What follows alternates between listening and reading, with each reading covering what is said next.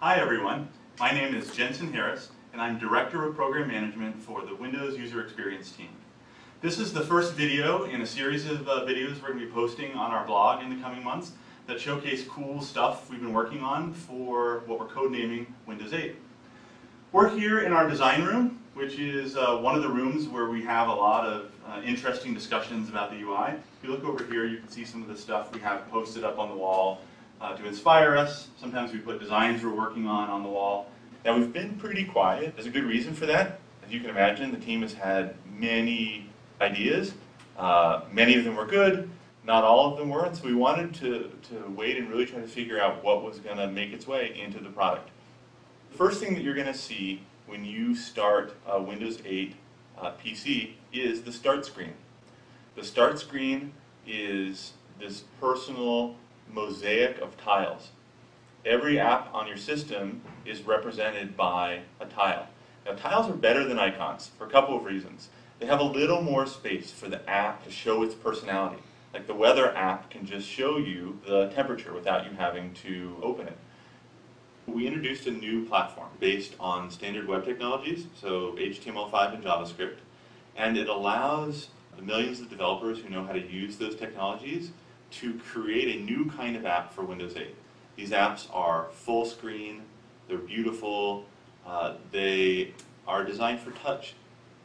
But of course they work great with mouse and keyboard as well, if that's what you have. We wanted to make it really fast and fluid to get between your running apps. You just take your thumb or your finger from the side and just swipe it in. As I do that, I run back through my list of running applications. One of the great things about a PC is that you can do two things at once. We created a feature called Snap. I swipe in my thumb from the side of the screen, but now instead of moving it all the way into the center, I'm going to pause for a second. You can snap it into place over here next to your main app. I can choose to change which app is big and which one is small. So with just one simple gesture, you can snap one app next to another app. Now, a huge part of what you do on a PC today is web browse. Internet Explorer 10 has a touch-first UI for panning the page very fluidly with the finger, for switching tabs. Here you can see the touch keyboard. One of the things that we realized, though, when we were using it, was that typing requires you to reach all the way into the middle of the screen. And so we designed this thumbs layout, which is sort of more ergonomic, and it feels really natural to use. Windows 8 also runs the existing Windows apps that you use and that you love.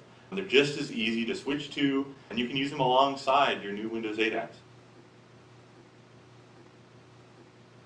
Because it's a PC, it has a file system. And that file system has your photos, it has your documents, it has your videos, it has your music.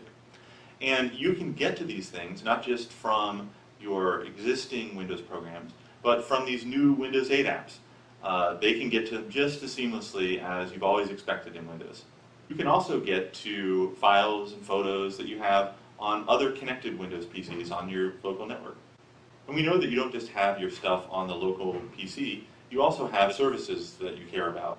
From Windows 8 apps, you can also pick files not just from the file system, but also from any other app installed on the system. We made it easy to get photos from one app to another app. This is the new version of Windows.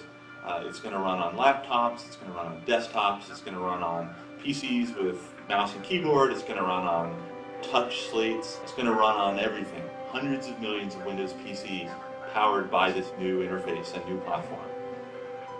This has just been a small taste of what we're going to be showing over the next year, and we are so happy to finally be able to share it with you.